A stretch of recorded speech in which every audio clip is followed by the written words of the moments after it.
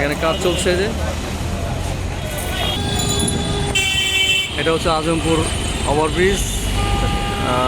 BRT প্রকল্পের সাথে সংযুক্ত করা হয়েছে। এটা অনেক বড় একটা ওভারব্রিজ করেছে। এটা দেখতে অনেক সুন্দর করেছে। কাজ চলছে এখানে।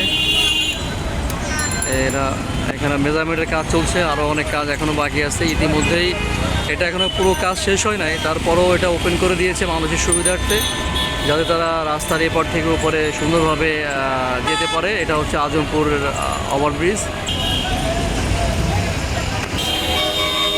দেখতে অনেক সুন্দর হয়েছে, অনেক সুন্দরভাবে তৈরি করেছে এটা।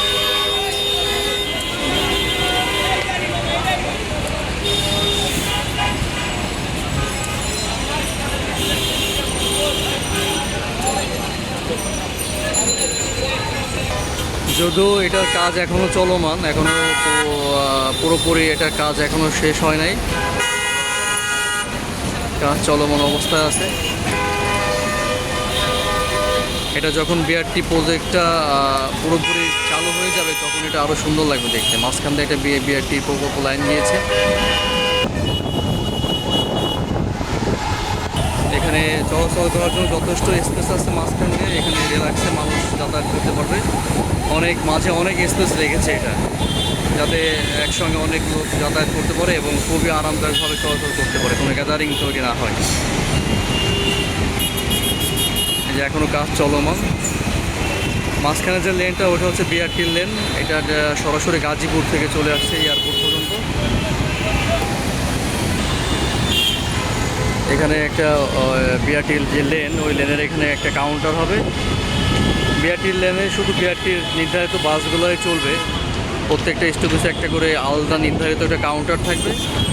ওই কাউন্টার থেকে ওই বিআরটির টিকিটগুলো সংগ্রহ করে ওখানে যাতায়াত করতে হবে। ওই জন্য আলাদা প্রত্যেকটা স্টপেজে একটা করে কাউন্টারের জন্য স্পেস রাখা হয়েছে। সেটার কাজও চলমান। তার সঙ্গে জুড়ে দিয়েছে এই ওভারব্রিজটা, দেখতে পাচ্ছেন এই যে এর সাথে সংযোগ করে দিয়েছে ওইখানে বিআরটি কাউন্টারের সঙ্গে। তার জন্য এটা আরও বেশি সুন্দর লাগে দেখতে। আর জায়গাটা অনেক বড়, অনেক স্পেস, মোটামুটি অনেক সুন্দরভাবে তৈরি করেছে এটা।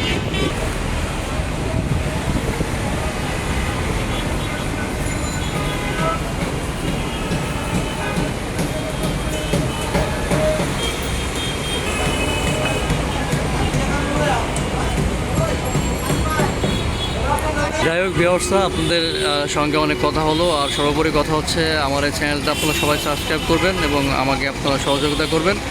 আপনাদের সহযোগিতায় আমার অনুপ্রেরণা। আজকে এ পর্যন্ত, দেখা হবে অ্যানাদার ব্লগে। সবাইকে ধন্যবাদ।